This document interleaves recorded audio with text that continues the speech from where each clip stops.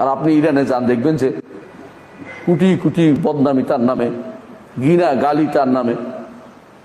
আমাদের এক বন্ধু গিয়েছিল, আমি গিয়েছিলাম, লেবাননে গিয়েছিলাম। লেবাননের একটা রাষ্ট্র বলতে হচ্ছে, আমি জানি না আপনাদের ডিস্টার্ব করছি কিনা, শুনেন একটা গল্পটা শুনেন।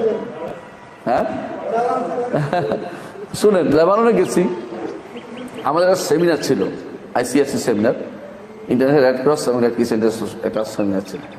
তো আমি এখানে স্পিকার হিসেবে গেছিলাম, বাংলাদেশ থেকে নিয়েছি, ওদের আবার আমি অ্যাম্বাসেডারের মতো কাজ করি বাংলাদেশে। বিভিন্ন জায়গায় আমাকে নেয় আর কি, বাংলাদেশে বেশিরভাগ নেয়, একবার বিদেশেও নিছে। তো সেখানে যাওয়ার পরে আমি সময় বুঝে বাইরে হাঁটতে গেছি, যে সময় খালি সময়, যেতে যেতে শিয়াদের এলাকায় চলে গেছি। শিয়াদের এলাকায় যে কি হয় যদি কেউ না যায়, কেউ বিশ্বাস করবে না। শুধু গালি আর গালি, ওদের টিভি আছে আলাদা, ওই টিভিতে শুধু আবু বকর ওমরের গালি, আয়েশা রাদিয়াল্লাহু আনহার নামে বদনামি। কি এমন বদনামি? চারিত্রিক বদনামি, নাউজুবিল্লাহ, মুখে উচ্চারণ করতে পারবেন না।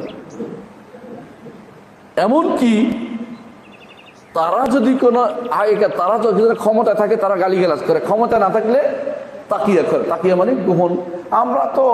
আমরা তো এটা বিশ্বাস করি না, মুখে বলবো আসলে মিথ্যা কথা বলছে। যদি সত্য না হয়, আপনি যে কোনো সময় ইরানে যান, আবু বকর নামে কেউ যদি, আমার যদি আবু বকর নাম, তো আমাকে ইরানে বিষয় কে আমার পর্যন্ত দিবে না। অর্থাৎ ইরানে কোনো আবু বকর নাম কেউ পাবেন না, ওমর নামে কাউকে পাবেন না, আয়েশা নামে কাউকে পাবেন না, ওসমান নামে কাউকে পাবেন না পুরো ইরানে। আমি চ্যালেঞ্জ করে দিচ্ছি, যাই দেখেন। আমার দেশে তো আলীও আছে, হোসাইন আছে, আমাদেরকে সমস্যা করতেছে না, কিন্তু কারণ তারা হচ্ছে সম্পূর্ণরূপে সাহাবাদের বিরোধী এবং তারা আয়েশা রাদিয়াল্লাহু আনহা গালি দেয়। ওই দিক বাদ দিলাম, আমি আমার আকীদা